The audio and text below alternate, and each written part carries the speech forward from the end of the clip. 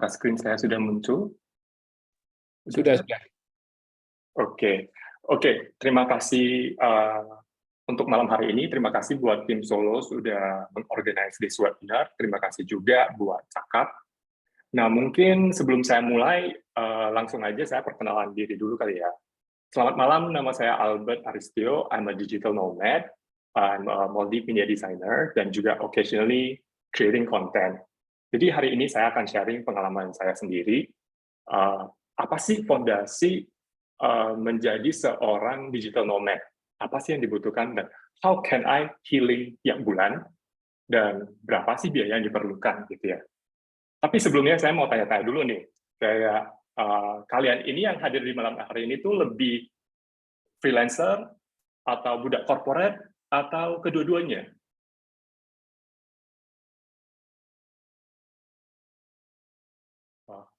Ada freelancer nih, pure freelancer. Kalau freelancer kasih angka 1. Kalau yang budak corporate angka 2. Kalau yang kedua-duanya angka 3 coba. Wah, banyak juga. Ada yang budak corporate, ada yang freelancer. Wah, mayoritas freelancer ya berarti ya. Wah, cocok nih. Ya, freelancer, Pak Yusuf. Oke. Nah, tapi sebelumnya teman-teman tahu nggak sih, arti healing itu apa? Apa sih healing? Apa sih pengertian healing sebenarnya? Kan healingnya kan tiap bulan nih, pengobatan. Bagus, pengobatan. Jadi healing itu sebenarnya banyak hal ya. Healing itu bisa jadi tinggal di hotel, bisa jadi juga minum kopi, itu juga termasuk healing. Tapi di malam hari ini saya akan bahas healing mungkin boleh bilang kasta tertingginya kali ya. Jadi healing traveling gitu ya. Oke, jadi langsung aja ya. Digital nomad lifestyle ya. Ini sebelumnya ya saya sendiri sudah berkeliling 30 negara lebih sejauh ini. Jadi saya dulunya mulai dari umur 23. Jadi yang saya kerjakan itu ya dari dulu tuh digital nomad. Jadi starting from freelancer and now become a digital nomad. Dan malam hari ini kita akan bahas financial preparation. Di financial preparation yang pastinya kita tahu itu yang namanya healing bisa traveling tiap bulan itu butuh yang namanya dana, butuh yang namanya uang, duit, yang artinya ujung-ujungnya juga duit. Ya. Jadi kita akan bahas gimana financial preparation, terus kita juga bahas planning dan budgetingnya itu apa aja, dan kesimpulan penting nggak sih healing tiap bulan atau healing sebagai freelancer untuk tiap bulannya. Oke, langsung ya. Oke. Sebelumnya, teman-teman tahu nggak pro and cons sebagai freelancer itu apa? Mungkin ada yang kayak, oh, lebih suka menjadi seorang freelancer atau cons-nya, pro and cons-nya apa? Jadi, pro dari seorang freelancer itu biasanya waktu. Jadi, waktu itu mereka tentuin sendiri kapan mereka mau kerja. Fleksibilitas, benar. Jadi, waktu. Kalau cons-nya itu apa ya, kira-kira ya? Cons-nya benar banget, uncertainty. Jadi, kalau yang namanya freelancer itu nggak stabil. Kadang itu mungkin bulan ini banyak klien, wah, banyak rezeki, tapi bisa aja next month mungkin sepi gitu ya. Ya, cons-nya client scam ya. Ada banyak pro and cons gitu ya. Tapi yang pro dari seorang freelancer itu ya kita punya waktu, jadi kita punya flexibility kapan mau kerja, kita mau kerja dari mana aja bisa. Nah, jadi di stage pertama kita kan bahas tentang financial preparation. Jadi kalau financial preparation itu apa? Yang pertama yang paling penting itu kita harus melakukan jurnal pendapatan dan pengeluaran sebelum bisa healing tiap bulan ya. Jadi kita harus buat anggaran pendapatan dan pengeluaran secara detail. Ini mencakup uang sewa, uang listrik, biaya hidup, belanjaan, transportasi, atau mungkin kalian ada asuransi. Nah, boleh juga buat yang mungkin cicilan, itu juga expenses yang udah pasti. Jadi sebelum kita menyisihkan dana buat traveling, buat healing, nah kita harus mau catat dulu nih, berapa pendapatan kita, berapa pengeluaran kita. Usahakan kita memiliki pendapatan yang pastinya lebih ya, untuk bisa healing gitu ya. Setelah kita punya tujuan, goals, dan keuangan dan pencatatan yang bagus dan tertata, itu kan terlihat apakah kita healthy atau enggak. Nah, terus next itu apa? Sumber penghasilan. Jadi sumber penghasilan itu buat terutama buat seorang graphic designer ya, atau yang freelancing di bagian desain gitu ya, itu kita itu jangan terpatok cuman pada cari klien. Jadi mendiversifikasikan sumber-sumber pendapatan itu penting banget. Jadi mungkin kita bisa menjual kursus, meng-create produk digital, template desain, itu bisa kita jual, itu menjadi income tambahan. Soalnya modal utama kita sebagai seorang freelancer itu udah ilmu. Ilmu itu modal pertama kita yang kita bisa ngajarkan ke orang, ataupun kita bisa sharing ke orang. Dan tinggal bagaimana cara kita men-channel this knowledge ke orang-orang. Jadi kita bisa ambil cuan dari sana. Nah, setelah kita mendiversifikasi sumber pendapatan, kita harus set strategi penetapan harga. Jadi untuk masalah harga tarif gitu ya, tarif itu jangan ngasal-ngasal, jangan merusak harga pasaran juga, jangan gitu ya. Jadi kita harus tentukan harga kita itu sebenarnya berapa. Jadi bagaimana cara kita menentukan harga tarif kita sendiri gitu ya. Nah, pertama itu kita harus mengerti biaya operasional kita itu berapa. Jangan karena kita mau mendapat klien, kita malah mengiyakan semua negosiasi semaunya klien. Jadi kita kan tetap ada rate yang dimana ya mungkin biaya operasional, mungkin kita butuh kerja berapa jam, atau mungkin yang namanya kita kerja kadang kita kan lapar gitu ya, itu kan membutuhkan makanan juga ya, kan merasa otak gitu ya. Nah, mungkin makanan yang kalian makan tuh biasanya makan apa? Nah, mungkin kalian ditambahin juga, kalau misalnya saya makannya standarnya segitu gitu. Nah, itu harus disesuaikan, berarti tarif kita juga tidak boleh di bawah itu. Jadi memiliki standar dan penetapan harga itu harus fix ya. Terus next, kita harus punya kontrak dan syarat pembayaran yang jelas. Nah, kadang itu teman-teman pernah nggak sih kayak udah dapat project, udah kerja nih, tapi nggak dibayar? Pernah nggak? Ayo.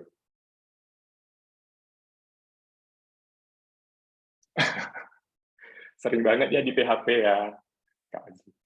Nah, wah sedih ya, banyak banget. Jadi benar-benar yang namanya orang, nggak peduli dia perusahaan besar atau kecil, itu kadang masalah pembayaran itu susah. Iya, oknum pemerintah atau apapun itu ya, banyak. Jadi kalau saya belum pernah dapat proyek pemerintahan, jadi ya nggak tahu ya, itu saya melihat dari Kak Reka Tavera. Ya. Nah, jadi sebenarnya tuh lumrah, dan itu terjadi bukan di proyek pemerintah atau siapa aja, tuh terjadi di semua kalangan, baik klien kecil ataupun klien besar. Nah, karena mungkin di sana kita juga tidak nge-state syarat pembayaran yang jelas. Jadi inilah pentingnya kita membuat sistem di mana kontrak dan syarat pembayaran itu harus jelas. Nah, next, kita harus menjaga hubungan baik dengan klien. Kalau misalnya untuk nge-retain satu customer nih, kita harus menjaga supaya klien itu tetap nggak menggunakan jasa orang lain. Jadi jasanya jasa kita terus. Jadi gimana cara nge-retainnya? Ya mungkin ditanyakan gimana hasil kerjanya, terus mungkin kita bisa lebih fast respon ketika ditanya progres. Jadi itu kan salah satu kayak menunjukkan, wah ini freelancer kerjanya bagus gitu ya. Dan hasil kerja itu juga harus berkualitas tinggi. Dan bisnis yang berulang itu, misalnya dapat bisnis, misalnya klien yang datanya ke kita tuh selalu repeat order, itu menandakan kita punya reputasi yang baik. Dan itu adalah reputasi is the key di sini. Jadi jangan sampai teman-teman itu memiliki reputasi atau image yang kurang baik di hadapan klien. Kalau klien bilang revisi gitu ya, dan di awalnya kita memang memperbolehkan revisi unlimited, karena saya lihat banyak sekali yang memberikan revisi unlimited, ya itu harus dibuktikan bisa merevisi unlimited, gitu ya. Oke, selain menjaga hubungan baik supaya stabil, nah ini ada dari Edward Deming, katanya profit in business come from repeat customers and customers that post about your project and service that brings friends with them. Jadi artinya apa?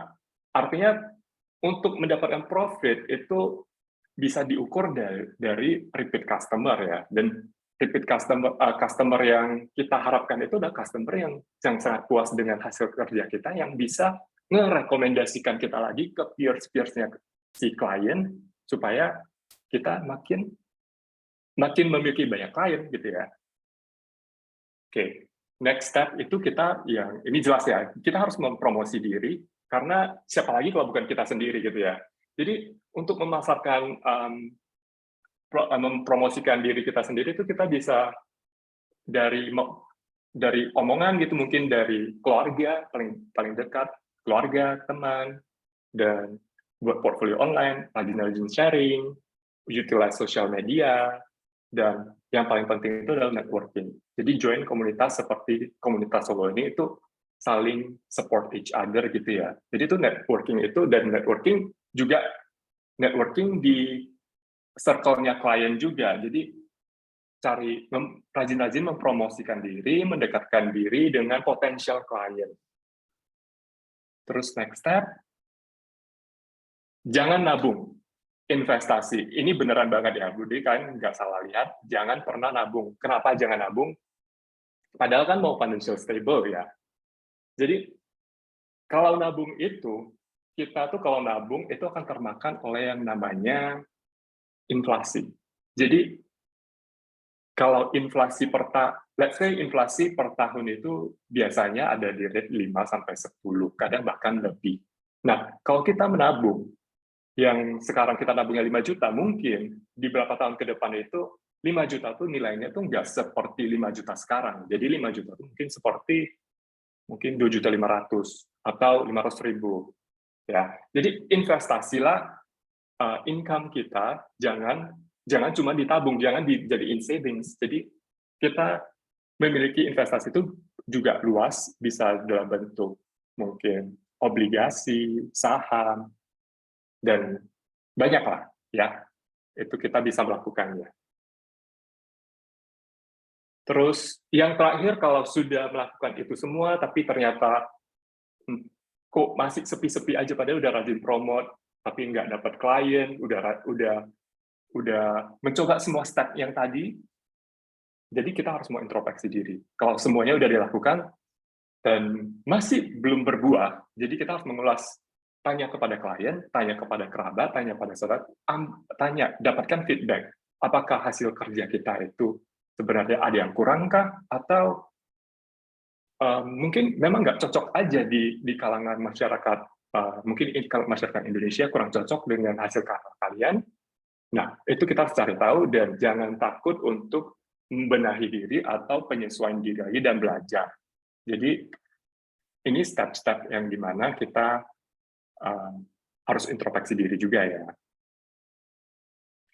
Nah, yang terakhir, kalau misalnya ternyata kita tuh kalangan yang lancar-lancar aja dari awal, itu selalu ada klien, bahkan klien itu repeat order, bahkan sebelum selalu fully book gitu ya. Nah, buat kalian yang mau healing itu harus mempersiapkan. Jangan terlalu bahagia dulu.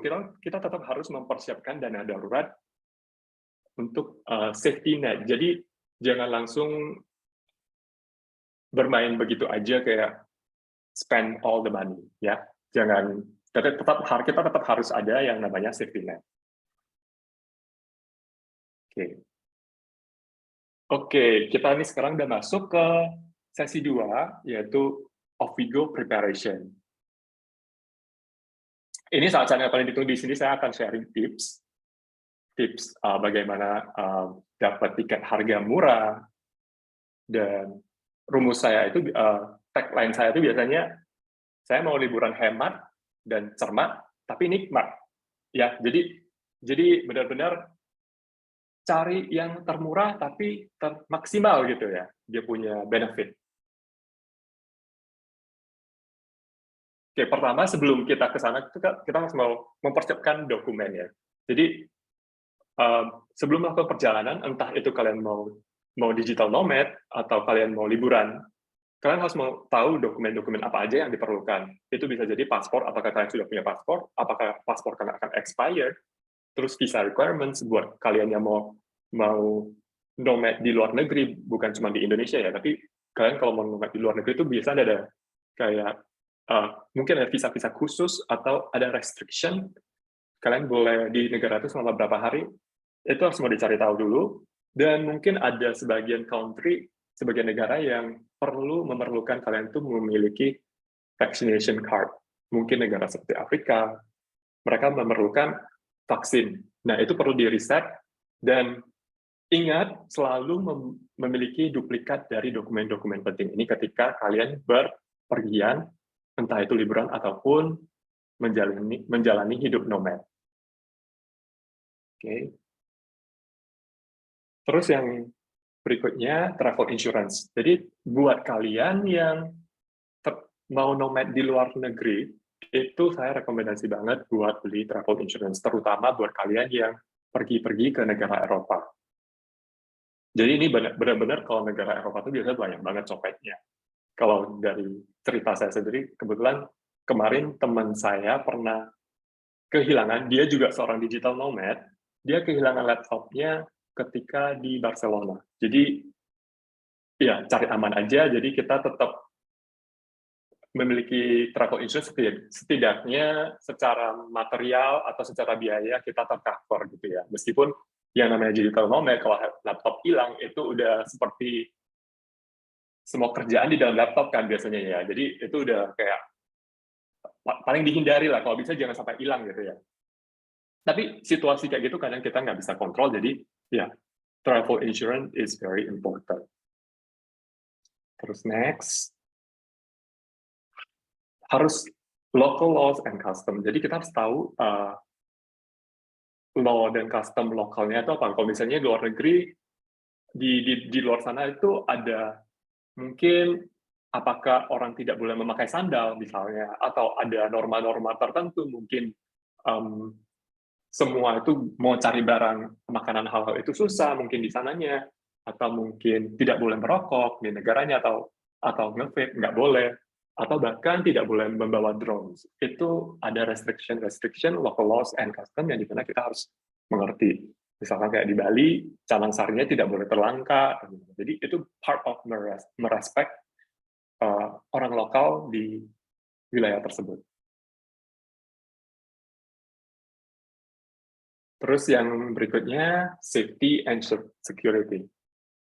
Jadi ini penting juga ya. Jadi sebelum kita berangkat, kita harus mengecek apakah di negara itu, apakah di kota itu ada terjangkit wabah, atau ada peperangan, atau demonstrasi. Jadi jangan yang niatnya kita mau healing, mau digital nomad di negara itu malah jadi berimbas jadi makin nambah stres atau PR gitu ya. Jadi sebelum berangkat itu kita selalu alert dengan situasi-situasi seperti berita-berita mengenai safety and security ini. Next, BBC. Ada yang tahu BBC itu apa? What is BBC?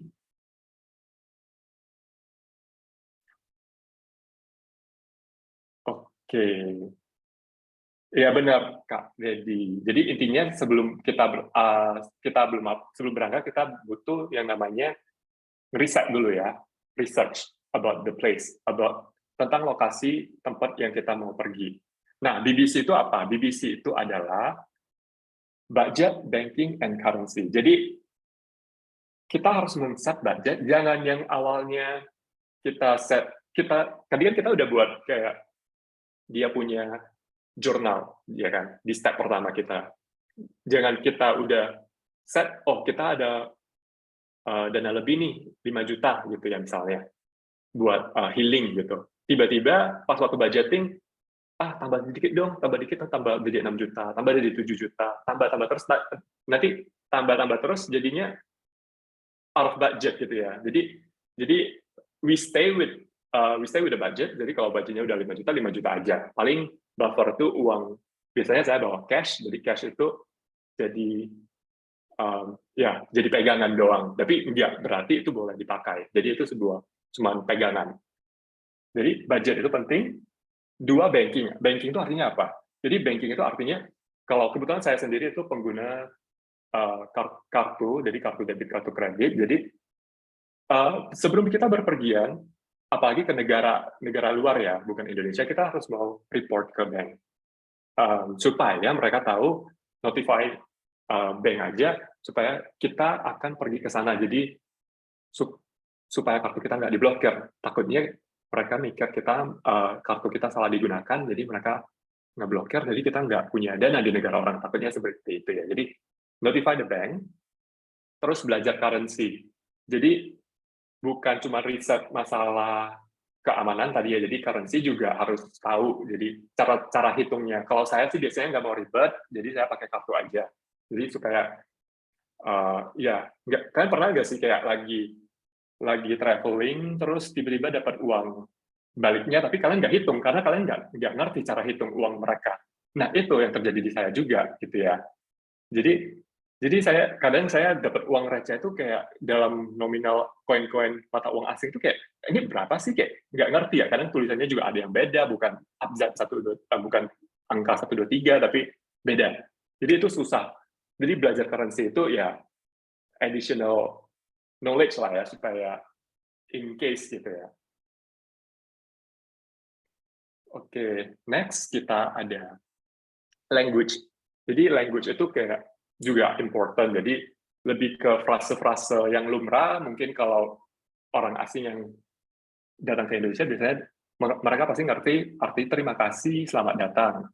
Same things ketika kita pergi, misalkan kita ke Korea, ya kita menyapa orang dengan annyeonghaseyo gitu. Itu juga sesuatu yang menambah nilai plus dan juga menambah gimana ya? Itu kind of like mungkin bisa memercik networking gitu sama orang-orang luar.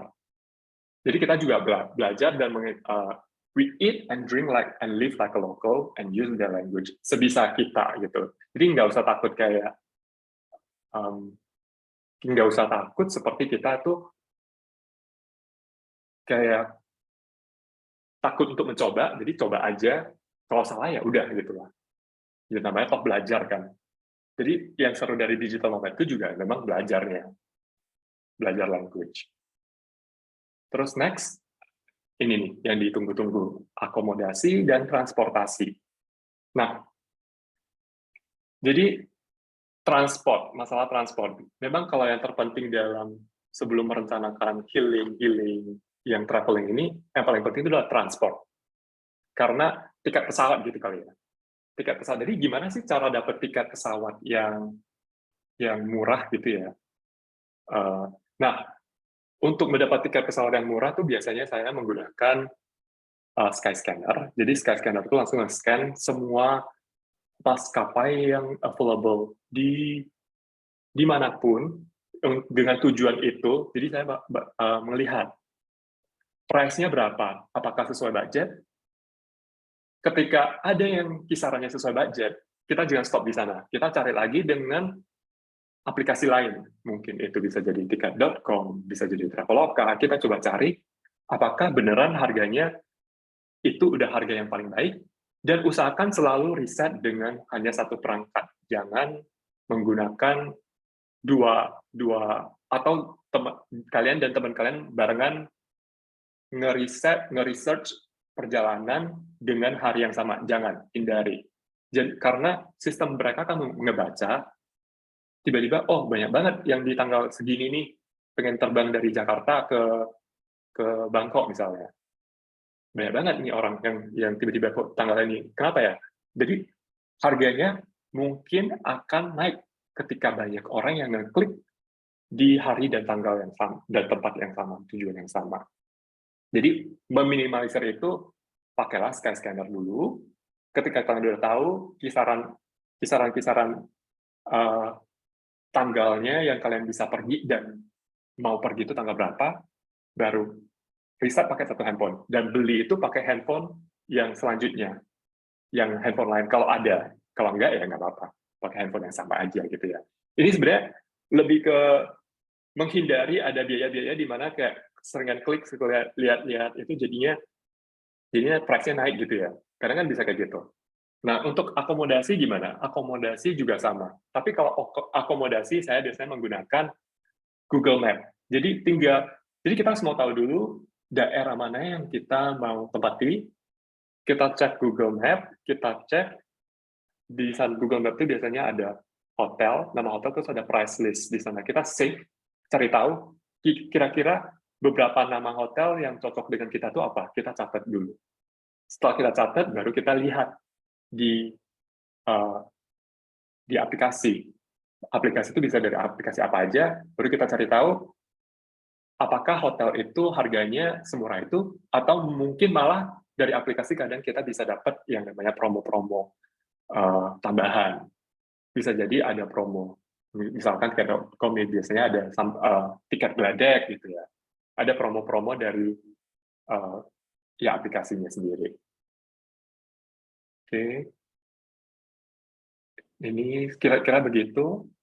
Jadi saya pakainya Google Map ya. Jadi kelihatan hotelnya berapa, harganya berapa, terus book dari mana yang paling murah.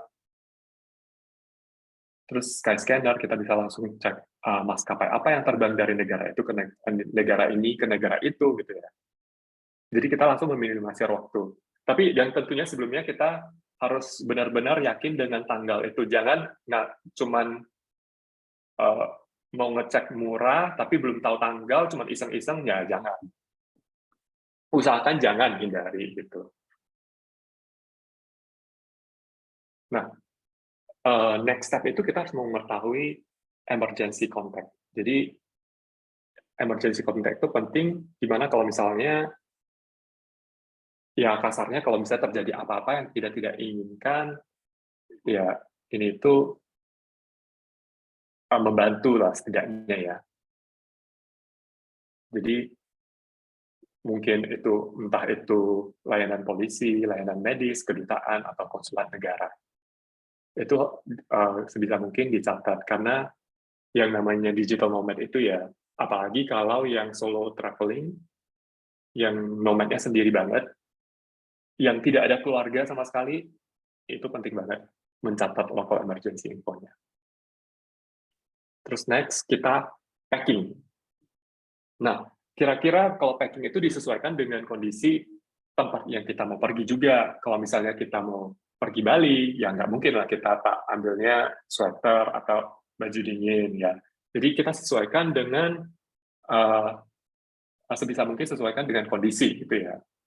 Kalau saya sendiri itu biasanya juga perhatikan kayak barang-barang yang tidak diperlukan atau tidak diperlukan atau bisa diminimalisir. Misalnya kalau packing itu kita pakainya travel size aja untuk toiletries-nya, jadi nggak usah yang namanya menggunakan botol-botol gede. Tapi buat kalian yang misalnya melakukan nomad lifestyle, yang tinggalnya tuh bukan cuma 1, 2, 3, 4 hari gitu ya, tapi lebih mungkin sebulan atau 3 mingguan, saya saranin langsung beli aja kayak toiletries atau hal-hal seperti itu di negara tersebut. Jadi meminimalisir barang bawaan. Nah, kalau untuk masalah packing itu kebetulan teman saya ada cerita nih ya. Jadi dulu teman saya tuh pernah koas. Kalian tahu koas nggak? Jadi koas itu kalau buat yang lagi belajar dokter, biasanya mereka tuh ada tugas seperti tugas kuliah gitu ya. Jadi mereka harus nge-visit, melakukan koas di satu daerah gitu. Nah, dia ini cewek. dia tuh bawa pula yang namanya hair dryer. Nah, hair dryer ini kan makan wattnya tinggi, dan dia kebetulan tinggalnya di kampung yang mungkin kapasitas listriknya juga terbatas ya. Jadi kebetulan dia colok satu satu kampung, satu desa, semua langsung nggak ya langsung blackout gitu. Karena ya iya kali masa pakai alat catokan, alat hand dryer gitu di kampung gitu kan. Jadi kita barang bawaan kita juga harus dikondisikan dengan lingkungan dan bisa nggak barang itu bekerja di sana gitu. Jadi packing itu penting juga ya. Selanjutnya internet dan jaringan ini buat digital nomad ini krusial banget karena internet is life. Without internet ya nggak ada klien, boleh bilang nggak ada itu ya. Jadi jaringan itu pastikan kalian memiliki kalau dari saya sih biasanya saya sarankan langsung beli SIM card lokal. Jadi memiliki internet itu sangat penting. Kalau misalnya kita tersesat atau apa, kita tetap masih bisa berselancar di internet, punya backup. Next, travel app dan maps ini penting banget ya buat kalian yang jadi kita harus punya travel app dulu dan map. Kalau bisa mapnya juga di save offline, jadi kita punya backup in case network kita atau internet kita mati, mungkin kita di pegunungan, kita lagi healing-healing di gunung gitu, tiba-tiba internet mati dan tidak ada koneksi, setidaknya offline maps itu membantu. Dan ya travel app itu penting ya, bukan cuma dating app ya. Jadi ya bukan suruh apa ya, tapi travel app itu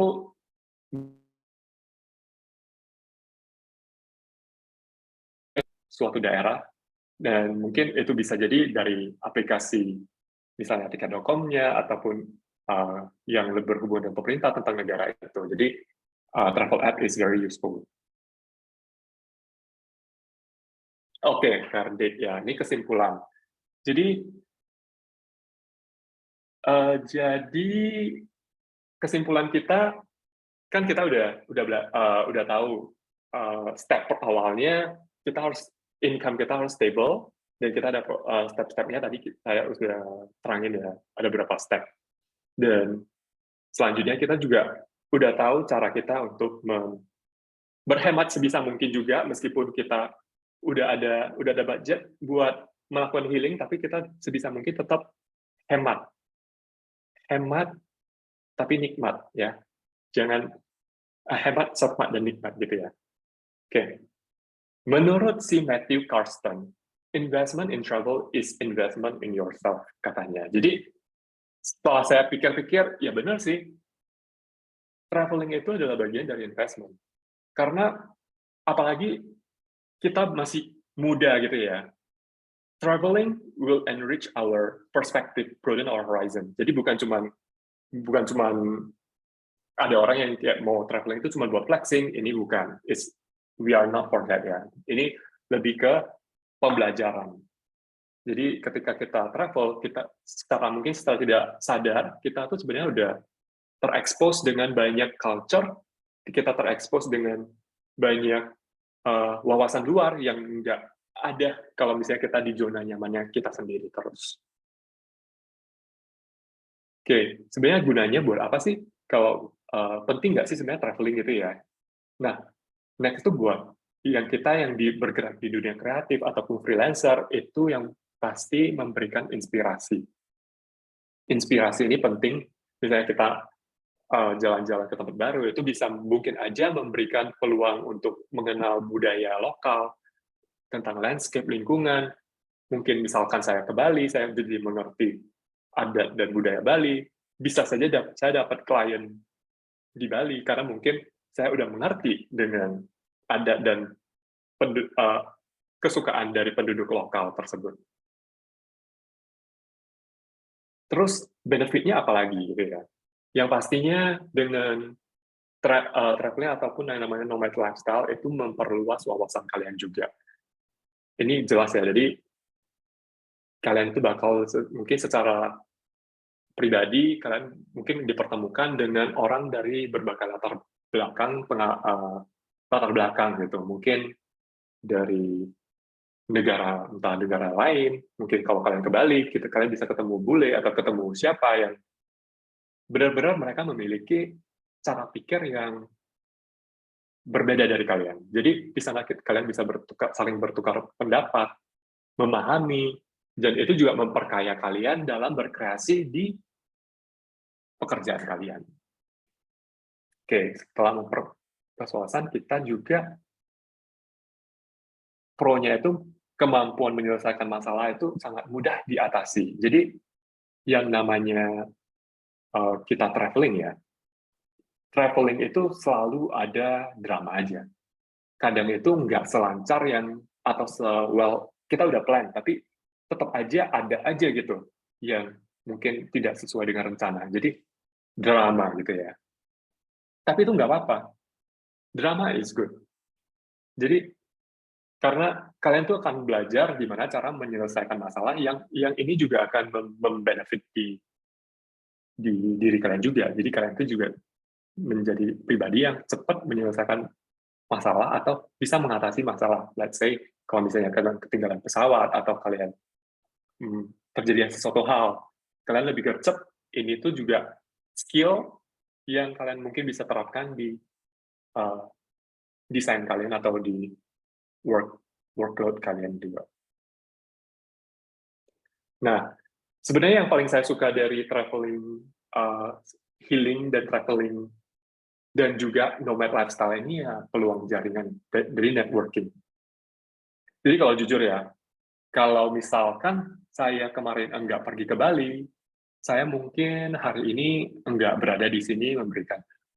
Maksudnya apa? Jadi saya kebetulan tahu Solos itu, platform Solos sendiri itu dari ketika saya pergi ke Bali, dan kebetulan teman saya itu tinggal sebenarnya belum, jadi orang lain. Jadi kita bertemannya di sana, di villa.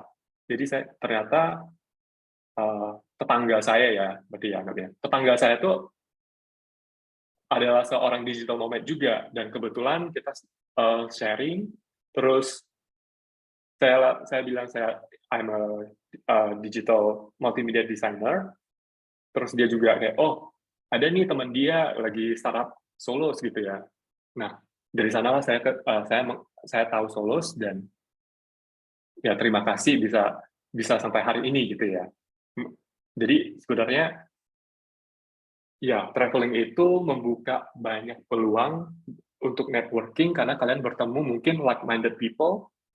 Mungkin kalian kalau misalnya melakukan hal itu, kalian bakal ketemu sebuah komunitas gitu ya, seperti Solos gini. Jadi kita bisa saling sharing, saling support, saling berbagi pengalaman. Ini menurut saya yang paling mahal dari semua yang saya jalanin gitu ya, dari kehidupan seorang digital nomad. Oke, jadi ada riset gitu ya, yang mengatakan travel equals to reduce stress level. Jadi ini benar-benar katanya kalau kita stres terus, kita tidak melakukan healing, yang akhirnya otak kita tuh bakal menciut katanya. Jadi ini important banget buat kalian untuk mengetahui. Ini benar-benar ya. Jadi sesuatu yang asli, ada risetnya. Next, kita ada mindset sebelumnya. Oke, ini adalah yang terakhir. Jadi mindset kita tuh harus benar-benar juga belajar ya. Jadi jangan yang kayak kita mindsetnya tuh bukan healing for flexing gitu ya. Jadi healing kita tuh traveling. Jadi healing kita tuh bukan cuma nge-heal diri kita, mind kita, tapi juga recharge ourselves to be more effective. Jadi ketika kita balik lagi kerja itu benar-benar lebih fresh, mungkin aja kita bisa lebih cepat kerjanya, bisa kelar dalam sehari 2 hari gitu. Nah, mindset itu yang harus dijaga juga. Nah, itu semuanya, dan terima kasih buat mendengarkan presentasi saya hari ini. I'm Albert Aristio, mungkin kembali lagi ke Kak Aji Solos. Oke, thank you so much Mas Albert. Gila, keren banget. Sebagai digital nomad yang udah 23 tahun sampai sekarang berkelana keliling dunia ya, Kak. Iya. Bener sih, emang sebenarnya apa ya, pada akhirnya kita hanya bisa untuk kalau misalnya kita dianggap traveling karena pengen flexing, ya itu urusan mereka yang melihat kita, tapi pada akhirnya itu kan juga kita sendiri yang merasakan manfaatnya. Kita bisa menambah wawasan, bertemu dengan like-minded people seperti yang tadi Kak Al bilang, dan juga menambah perspektif baru juga yang nggak akan teman-teman dapatkan kalau misalnya teman-teman nggak traveling nih. Nah, mumpung teman-teman pastinya tadi udah nyimpen cukup banyak pertanyaan yang pengen disampaikan ke Albert, boleh sekarang sesi kita buka sesi tanya jawabnya. Kalau misalnya ada pertanyaan, langsung drop aja di kolom chat atau di kolom Q&A, atau teman-teman kalau misalnya tertarik pengen ngobrol langsung, boleh nih buat raise hand biar aku bisa nyalain mic teman-teman biar bisa ngobrol langsung sama Kak Albert ya.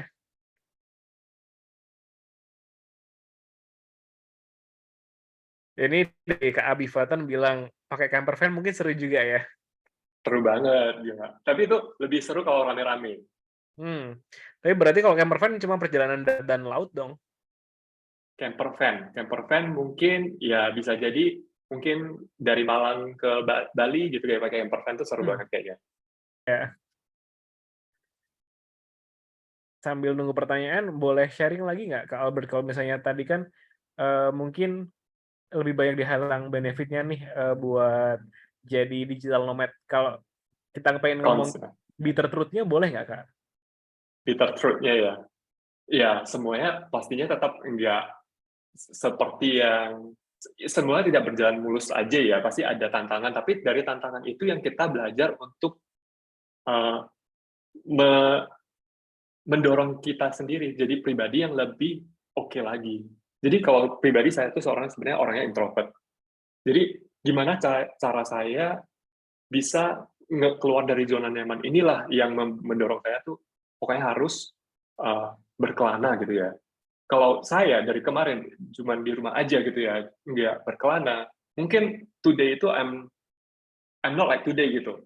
Jadi benar-benar mungkin dari segi desain saya juga enggak seperti yang hari ini juga. Jadi dengan saya memaksakan diri untuk bisa keluar dari zona nyaman, itu sebenarnya adalah sesuatu yang menurut saya harus dipertingkatkan.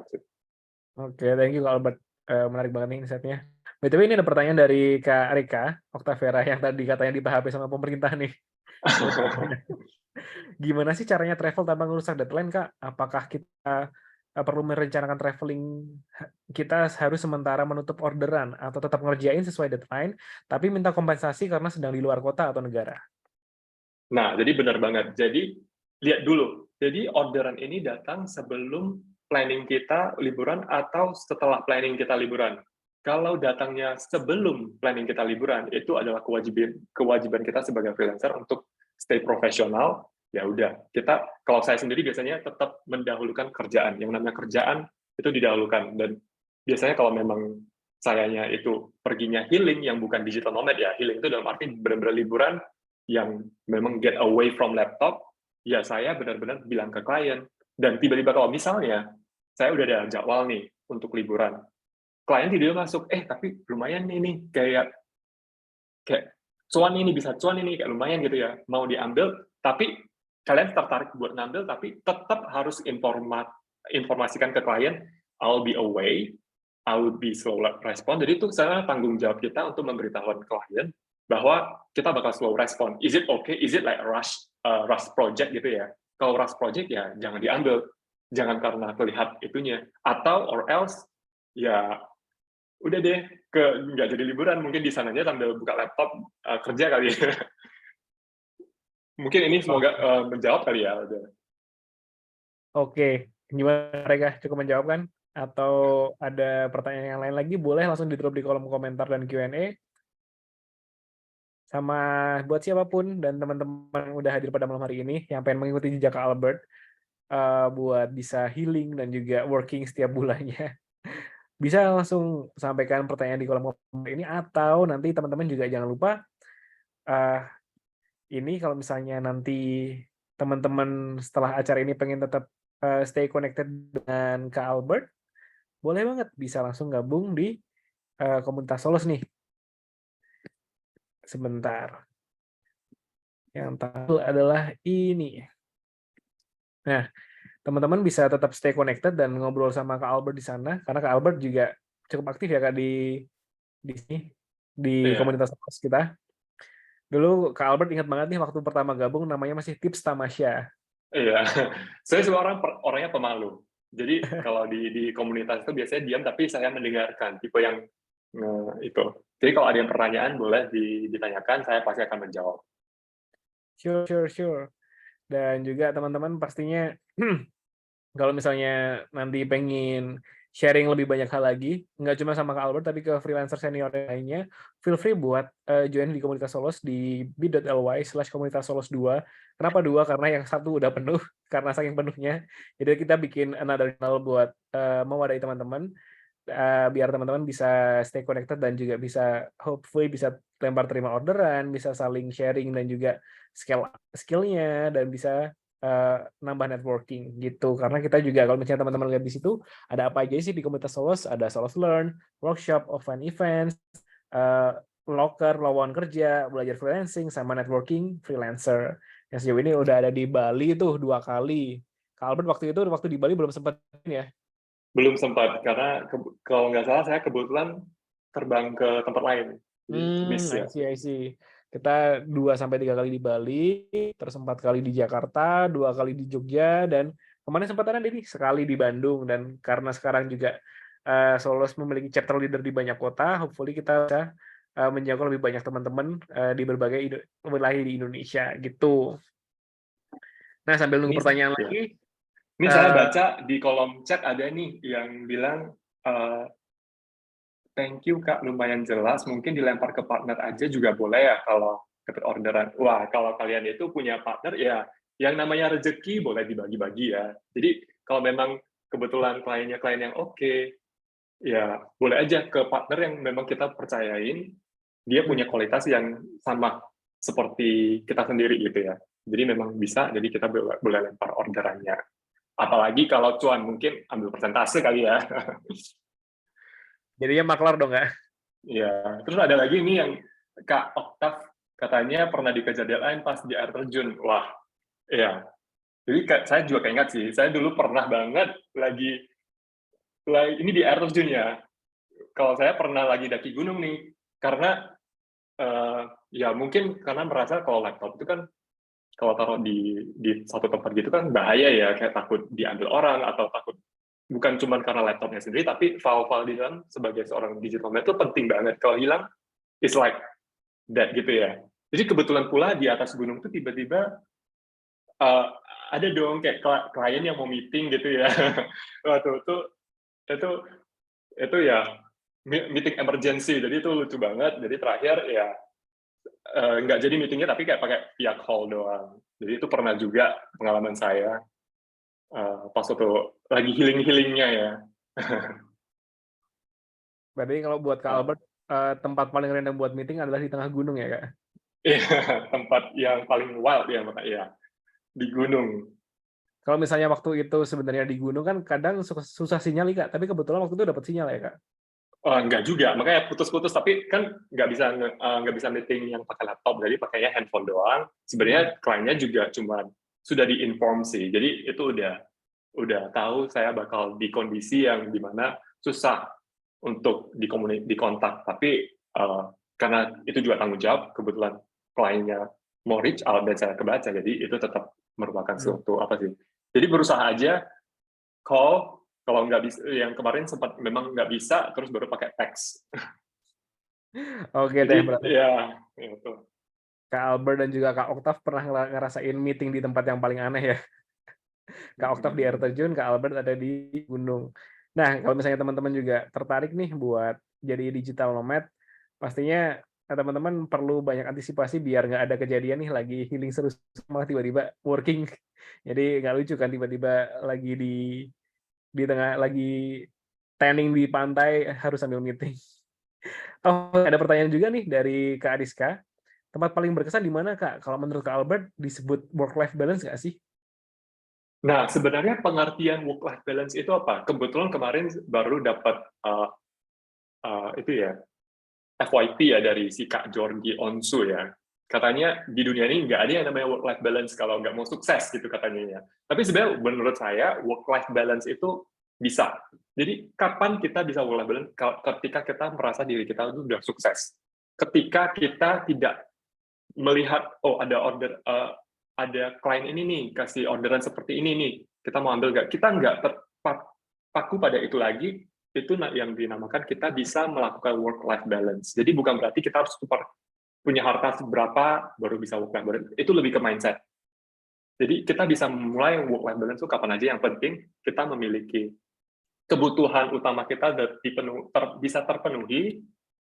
Karena pada dasarnya unhealthy juga ya sebenarnya kalau kita udah di atas umur 30, let's say, ke depannya di atas umur 30, kita masih kayak work-nya yang benar-benar hampir 24 jam, let's say, sehari. Itu benar-benar not healthy for ourselves. Jadi kita juga harus menerapkan work-life balance. Ya, masih muda, kalau saya sih, go aja. Yang penting masih, kalau kalian masih umur 20-an ya, mau nggak tidur seharian, pokoknya ada klien yang oke, ya hajar gitu ya. Jangan males gitu ya. Kalian masih muda. Tapi kalau udah umur 30-an, oh, mending work-life balance. Jadi limit, jangan harus tahu diri juga, jangan nggak tahu ngerem gitu ya. Ada tuh kan kemarin berita graphic designer yang meninggal di Jakarta itu ada. Itu gara-gara dia kerja terus. Jangan seperti itu juga. Benar-benar work-life balance is we have to have that work-life balance. Itu lokasinya di Bantul, Kak, di Yogyakarta. Nah, iya, itu kebetulan saya kemarin dapat infonya di radio sih. Jadi saya nggak benar-benar tahu detailnya, tapi ada case kayak gitu. Ya, betul. Jadi katanya dia sering begadang, sering minum kopi, dan jarang makan. Ya, akumulasi Bahaya sih. yang mantap. Oh, BTW ini tadi Kak Rizka juga tanya nih, tempat paling berkesan di mana, Kak? Oh iya, tempat yang paling berkesan ya. Kalau menurut saya, mungkin yang berkesan itu adalah pertama kali saya melakukan traveling ke luar negeri ya. Jadi waktu pertama kali saya traveling sebagai digital nomad itu, saya pergi ke Korea waktu itu. Jadi setelah setahun, satu tahun lebih gitu menjalani hidup sebagai sebagai freelancer, digital nomad, saya baru keluar negerinya itu ke Korea di tahun keduanya. Ya itu mungkin buat saya tuh berkesan sih karena sebelumnya belum pernah ke sana dan nggak ada ekspektasi apapun, cuman melihat aja kayak oh tabungan ini udah ada nih, kayak daripada kan saya bilang kan jangan nabung gitu ya, investasi ya itu ya udahlah kayak di spend aja gitu, mumpung bisa cari-cari pengalaman, experience dan lebih exposure di dunia luar. Itu berkesan sih. Tapi balik lagi ini sebenarnya kayak lebih ke ya beda-beda ya tiap orang. Oke, thank you Kak Albert. Oke, berarti untuk pengalaman berkesannya dari waktu pertama kali keluar negeri ya, Kak? Iya. Oke deh. Nah, sambil nunggu kalau misalnya masih ada pertanyaan lain, ini ada sedikit preview sneak peek tentang next event dari Solos. Jadi kita bakal ada nih workshops yang kita selenggarakan bersama KLY, apalagi Universe, yang namanya adalah panduan lengkap sukses untuk live selling di TikTok. Kayak misalnya teman-teman nih, siapa sih yang nggak punya TikTok sekarang? Yang dimana kadang di timeline kita yang muncul nggak cuma soal video-video doang, tapi ternyata orang-orang jualan melalui live selling nih. Dan ternyata kalau misalnya teman-teman tahu, live selling di TikTok itu bukan sesuatu yang receh, karena bahkan mereka dalam sekali live ada yang bisa nyampe omset ratusan juta rupiah, dan mereka bisa mendapatkan profit setiap bulannya sampai belasan juta. Nah, dari situ teman-teman bisa di dalam workshop ini, teman-teman akan mendapatkan pelatihan tentang gimana sih cara untuk menjadi live seller yang baik. Kayak misalnya live seller yang terkenal di Indonesia siapa aja ya? Mungkin ini Koh Chun yang jualan gadget, atau bahkan Kak dari Scarlett Lewis Family yang jualan beauty products. Dan di situ teman-teman nggak hanya diajarkan untuk menjadi seorang live seller yang oke, tapi juga teman-teman berkesempatan untuk bisa direkrut oleh brand-brand nih yang di dalam event ini ada multinational brands yang akan bergabung dan akan menyaksikan gimana teman-teman nantinya akan perform, dan mereka yang tertarik akan langsung ke teman-teman untuk menjadi talent live seller mereka nih. Jadi teman-teman bisa dibilang two in one. Dalam satu workshop teman-teman juga bisa mendapatkan job fair juga nih. Kalau misalnya teman-teman pengen mencoba beruntungan atau bahkan mengembangkan karirnya sebagai seorang live seller di TikTok, karena sekarang hampir semua brand juga mulai merambah di TikTok, dan untuk meningkatkan omsetnya mereka mulai merambah juga di live selling di TikTok gitu. Dan kebetulan juga sebenarnya ya, untuk event kita ini, kita ada di harga normal Rp1.250.000. Dan kemarin waktu awal September, kita udah pasang harga spesial nih, di Rp99.000 di early bird tickets. Dan sayangnya sekarang udah sold out, karena slotnya sangat terbatas, dan kita masih tersisa beberapa slot lagi untuk special price-nya. Teman-teman dapatkan untuk limited times dan juga limited slots di Rp150.000, dan teman-teman bisa dapatkan dengan scan QR yang ada di layar teman-teman atau di bit.ly/klosklYxRicky gitu. Jadi kamu akan mendapatkan live selling one on one, dan juga teman-teman akan dipandu langsung oleh Kak Riki Irawan, yang dia adalah seorang TikTok content creator, namanya CEO OTB, dan juga CEO dari Omi Agency gitu. Ada yang mau ditanyakan lagi setelah selesai promosinya ini?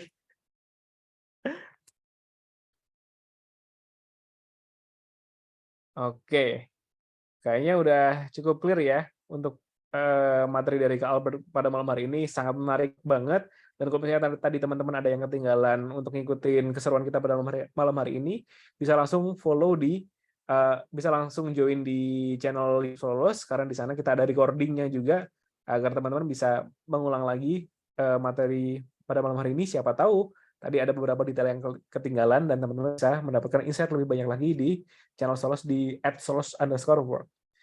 Oke deh, karena semuanya sepertinya udah sangat puas dengan materi dan juga ilmu baru dari Kak Albert, kita ucapkan terima kasih banyak buat Kak Albert untuk waktunya dan juga ilmunya yang sangat bermanfaat, dan tentunya kayak siapa sih yang nggak pengen bisa working sambil healing. Dan semoga dengan setelah acara ini teman-teman bisa mengikuti jejak Kak Albert untuk bisa menjadi seorang digital nomad sejati yang bisa mulai melihat dunia lebih luas lagi. Oke deh, ini juga ada titipan dari Kak Dedi. Kalau misalnya teman-teman nanti ke depannya pengen untuk event dari Solo Salon kayak gini lebih seru lagi, dan juga dengan materi yang nggak kalah seru seperti malam hari ini, feel free untuk ngisi link yang sudah dikasih Kak Dedi ya, yang ada di chat. Itu untuk form feedback, dan kita akan sangat mengapresiasi feedback dari teman-teman agar kita bisa berkembang lebih baik lagi. Oke deh, karena sekarang juga udah lebih dari jam 8, kita ucapkan terima kasih untuk Kak Albert, juga teman-teman dari Cakap, dan juga hadirin yang udah hadirin, formal banget ya, teman-teman yang udah hadir pada malam hari ini, dan stay sama kita sampai jam sekarang ini. Kita harap teman-teman bisa bergabung, kita ketemu lagi di next event, dan juga di komunitas Solos. Kita akhiri acara pada malam hari ini. Terima kasih dan assalamualaikum warahmatullahi wabarakatuh. Selamat malam. Thank you teman-teman.